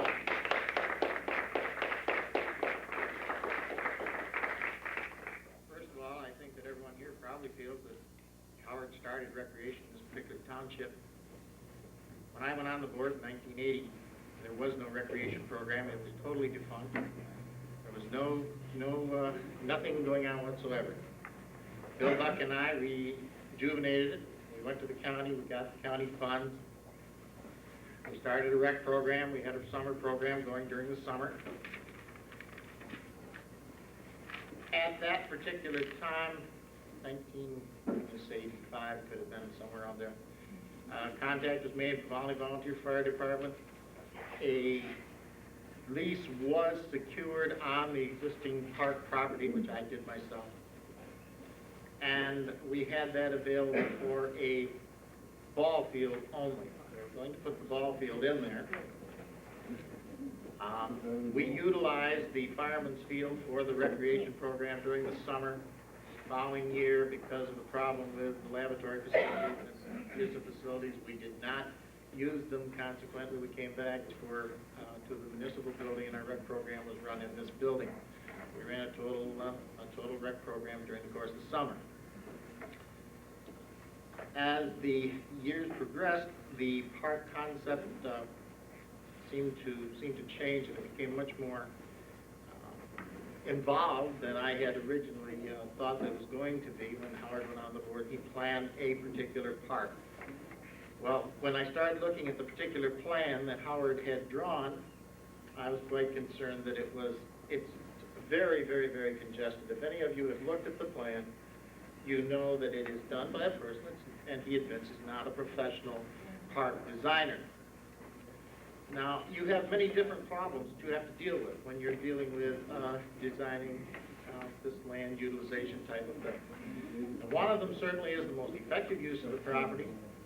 Secondly, you have to look at the various different areas and what can go safely in one place and not in another. You have to look at the utilization of parking space. You have to determine, for example, that you wouldn't probably put an archery range so that you were shooting into the sun. You wouldn't put a baseball field in a particular way that the ball, if they were hit foul, would go into a hedge and so forth.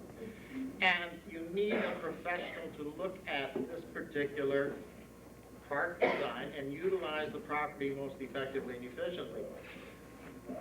Don't know if you read the paper, but Cox & Associates has been retained by the city of Fulton to straighten out their park situation. So currently, they have some problems in the city of Fulton with the way they've utilized their land. If we're going to do this, I firmly believe that we have to begin with a plan. Now, the $4,500 is the beginning. And I firmly believe that we will have the land moved by the fall. We will be into this. We will start working. We will be designing the park. Now, in talking with Mr. Cox last night, Mr. Cox very pointed out that to utilize a baseball field, it takes probably close to a year for the grass and so forth to be usable. If you're going to design a field that is a regulation field. And I assume that we're going to do this. If we're going to do this, I assume you're going to have some groups that are probably going to want to use that field to play softball or whatever. I assume you're going to want a regulation field. I assume that you're going to want to have the areas as effectively and efficiently utilized as possible. And I believe that that's what's going to happen here. And I seem to get the feeling people don't want to spend this money, but yet if we keep going, I don't see how we can continue forward if we don't have a particular plan. I do not feel that the plan that Howard designed is adequate. I do not feel that it takes into consideration many things the professional will point out that we don't know. I believe that $4,500 would be very, very well spent, and I would say that that's the way that we should go, and I firmly believe that. I also would like to comment, Jim, that it was said, and I think it's a very valid statement, and I think anybody that thinks about it will also feel it's very valid. And that is that any mistake that an amateur or person who was not qualified to design such a park, that an error could cost a heck of a lot more than the $4,500 or $9,000 that you would pay a professional to properly design and build a facility. It costs a heck of a lot more to change it. And that is what is going on, and Mr. Cox had brought several examples to our attention. And very honestly, I feel it would be money very well spent. I'd like to remind you, Mr. McFarland, that this building was designed by a high-paid consultant, and do I need to tell you all the problems we've had with it? No, you don't have to tell me at all. Okay, point made. I would point out, Howard, that the doghouse was designed by you, and I could list. And there's no problems with the plans, Jim. There certainly are. No, there was problems with the constructor, with the contractor that Byron went and paid before he was finished, so we had nothing to hold over his We were required by law to pay him. No, we were not until I signed the final papers, and I did not do that. Well, the design, and that's the way, that I believe was your design, Art, so that's. Absolutely, that's Okay. sound design. All right, gentlemen, all right. Any other comments? Any other comments relative to this resolution? Yes, I do, because after listening to this gentleman the other night and reading through this, there are things, yes, $4,500 would be spent, but I was talking with people today, and they said to me, why, he says $4,500 would buy a lot of play equipment for the kids to be playing on. Why are we worried? Baseball field or softball field, volleyball court, and basketball. Why, I thought this was gonna be designed for the kids in the town. Well, that, I thought, is what the committee is to determine, what the priorities are, what is to be done. Yes, but we singled out in phases. I grant you this, all this plan is to do the whole site. General plan. This right here is to look over the whole site. That's, was there 6 acres? Your wish list, so to speak. Right. And where everything should go, basically. Basically. Then, if you go any further than this, when you get into the hard-drawn specs, is when you get into drainage and everything else. But, you know, some people are saying, we want a playground for the kids. Yeah, I grant you it'd be nice to have a softball field. I don't think it has to be regulation where adults are the ones that are, you're talking about playing there. You're putting in a ball field, it should be for the kids to play there. Volleyball, anybody can use volleyball and basketball. But they're wanting to know, why isn't it being set up? And the first main concern that is not, is playground equipment. Jess, are you saying then that you'd like to have just playground, that you'd like to go first step with playground equipment? What would you think of putting just playground equipment, right? Having just a minor design right outside the building where it can be utilized right out here? This is basically the situation we're talking about, putting adult facilities over there and the kids' facilities over here. Am I right? I think, This is what Jess, we're getting into. I think, Jess, that we have a committee that is set up and you are going to meet next Tuesday to determine your priorities. And I think that's the way it should be done, whether it be playground or whatever. You are going to determine those priorities and what is to be done. Any other comments? Pat, will you poll the council? Excuse me 1 second. Yes.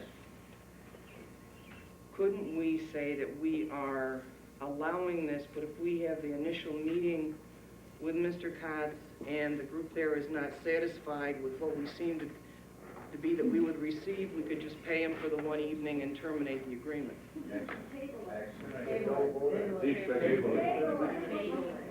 We don't owe him anything. He's looking for business is what he's doing. We don't owe him anything. And we may or may not decide to give it to him. He would be coming with the expectation that he would be starting the planning. Starting the planning. That would be, and we would have had to have passed this resolution for him to start his planning. Why can't we call and tell him that we haven't decided, if he'd like to come to one more meeting to, satisfy our curiosity on That will not change the price. Right, I know, but we may change our mind. To do that, I want to change the date of the meeting, but you're right. I'm not sure anything would be accomplished by changing the date of the meeting. I don't have a problem with that. But I don't think we can ask a man to come and start designing a park without an assurance that he's going to be paid. Well, I don't think that meeting we had the other night was appropriate anyway. We should have had it when the public could have been there. I don't know why it was snuck in 3 days before he came. We should have had an announcement and let everyone come and hear what he had to say. Then maybe people were prepared to comment tonight too. All that I'm telling you is I'll agree with that. I don't have a problem with that. If you want to do that at the next board meeting. We'll have him here and have him respond to questions if he so In the meantime, chooses. another month's gone by and no parks proceeded, right?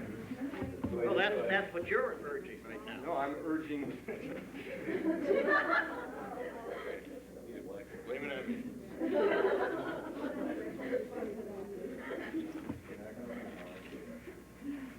Pat, poll the council. Wait, hold on a second. I don't think anybody seconded it, did they? Oh, yes, Dave made it, I seconded.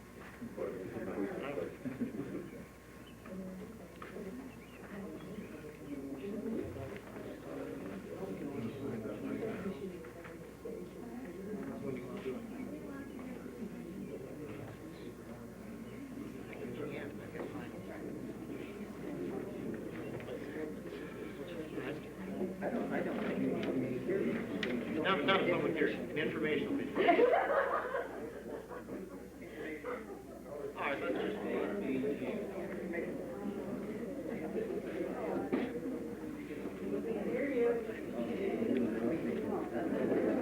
We have a meeting here or what? Not fired. Pat, poll the council. Aye. No. Aye. No. Aye.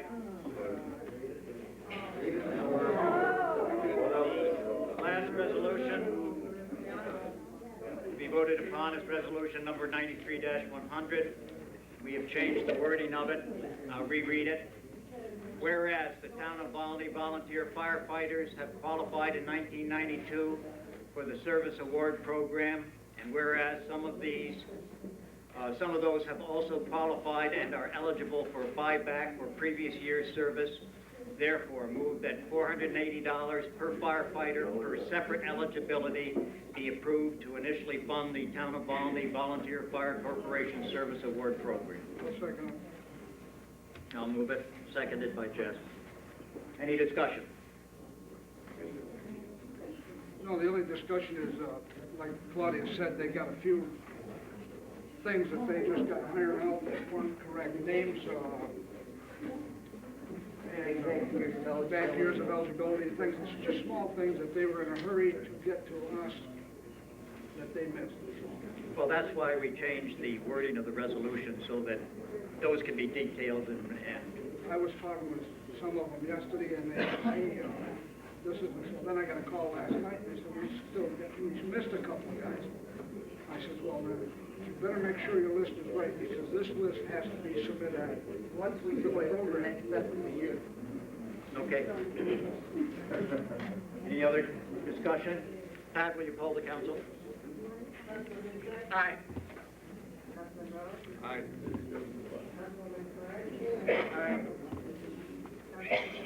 Aye. Aye. That concludes the resolutions. Other new business. I have one item, we talked about this building, and I know we just had new roof shingles put on, and I understand there's a problem still. Have we contacted the contractor that did that? We contacted the contractor, we contacted, and he in turn contacted the supplier of the shingles, because they are under warranty. As a matter of fact, I talked to Dave tonight, the deputy building inspector, and they are hiding, for want of a better expression. And I've asked him if he would pursue it so that we could resolve the situation. Do we need to get our attorney? We may have to. By hiding, I mean we've contacted them. They've made various statements to us, said they would send us documentation of this and that, and we have not received it.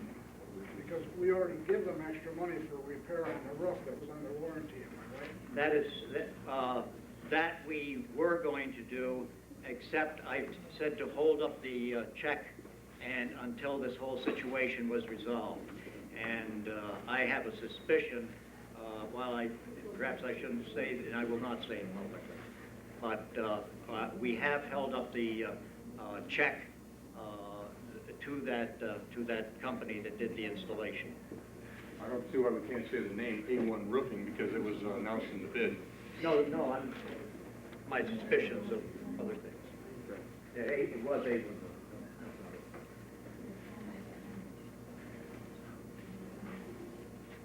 Any other business? New business? Any petitions to be brought before us? Yes.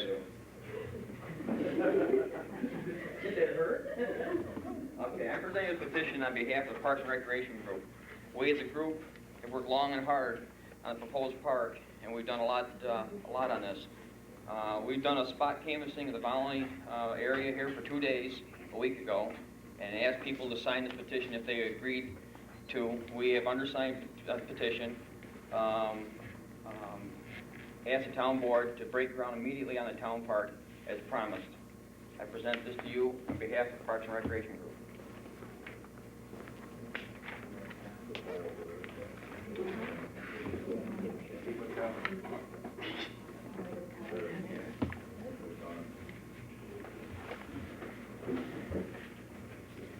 How many, There are 34 names, and we got 4 people who wouldn't sign.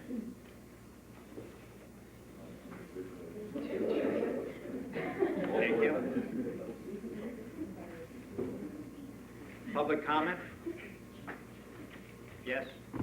Yes, my name is Cynthia Tolbert, and I would like to make clear from the letter that I sent to you that there are 2 issues that we are concerned about. We are concerned about siting of cellular tower on Pierce Drive. Many people here do not believe that is proper siting.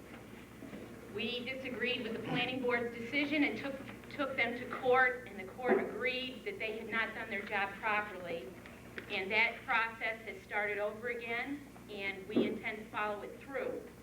We know that that is the proper process, and we're glad to see that the town is going to follow it. Mr. Conley's given us assurances, and so have you, that it will be done properly. The other issue is related, but it is not the same issue. The other issue is the moratorium.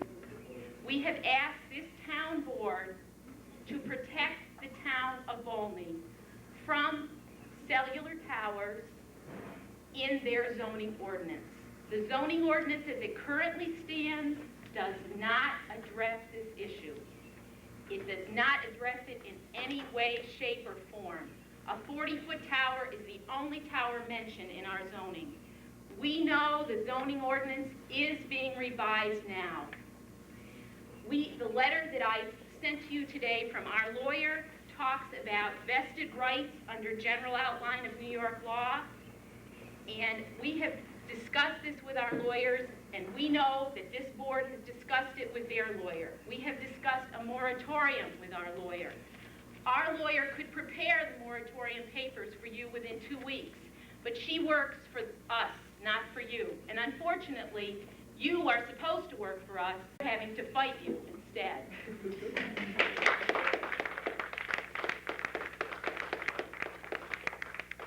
Her letter tells us that, as you will note from many of the case summaries in the memo, moratorium are often enacted after an application is received in order to put the proposed application on hold pending review and/or revision of the ordinance provision. As noted above, if the applicant has not obtained a valid approval and/or permit, a race exists between the applicant